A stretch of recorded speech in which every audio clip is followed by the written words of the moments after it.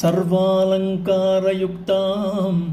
సరళపదయుతాం సాధువృత్తాం సువర్ణాం సద్భిః సంస్తూయమానాం సరసగుణయుతాం లక్షితాం లక్షణాఢ్యాం ఉజ్జద్భూషా విశేషాం ఉపగత వినయాం ద్యోతమానార్ధరేఖాం కళ్యాణీం దేవ గౌరీప్రియ మమ కవితా కన్యకాం త్వం గృహాణ.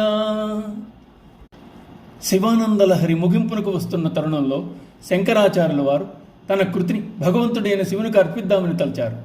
శివానందలహరి కావ్యాన్ని తన కన్న కూతురుగా భావించి ఆ కవితామణిని శివునికి కన్యాదానం చేయడానికి సంకల్పించారు. కన్యాపరంగా కవితాపరంగా సరిపోయే విశేషణాలతో శివానందలహరిని పోల్చి చూపించారు.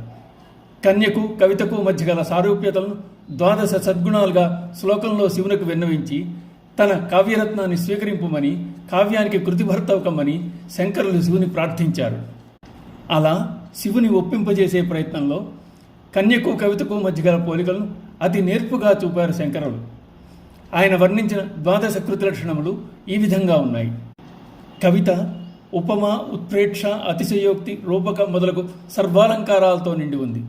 మృదువైన పదాలతో చదువరులకు ఆనందాన్ని కలుగజేస్తోంది. శిఖరిణి, మందాక్రాంత, శార్దూల, ఆర్య మొదలైన బాణీలలో వివిధ వృత్తాలతో మనోహరంగా ఉంది. మంచి వర్ణములు, అక్షరములు కలిగిన కవిత శుభాన్ని సూచించే అక్షర సముదాయంతో నిండి ఉంది. కావ్య లక్షణజ్ఞులచే, పండితులచే, విమర్శకులచే చక్కగా ప్రశంసపడేది కవిత.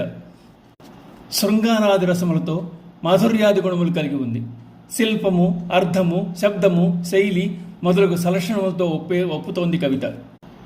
సత్కవులు, పండితులు లక్ష్యాన్ని పెట్టుకునే విధంగా వ్రాయబడింది కవిత. భావం, అర్థం ద్యోతకమయ్యే విధంగా ఉండేది కవిత. ఎవరినీ నొప్పింపకుండా ఆస్వాదింపబడే కవిత కవి యొక్క వినయమును తెలియజేస్తోంది. కుటుంబములో శుభమును చేకూర్చేది కన్య అయితే, శుభాలను చేకూర్చి మోక్షమును కలిగజేసే విధంగా ఉండేది ఈ కావ్యం. అందుచేత నీ అందలి భక్తి ప్రవృత్తులకు మారు రూపమేనా ఈ కవిత.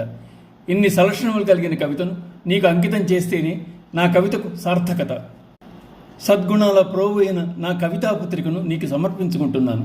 దయతో నా కావ్యానికి కృతిభర్తవకము.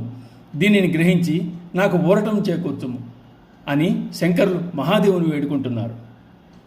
ఓం నమః శివాయ.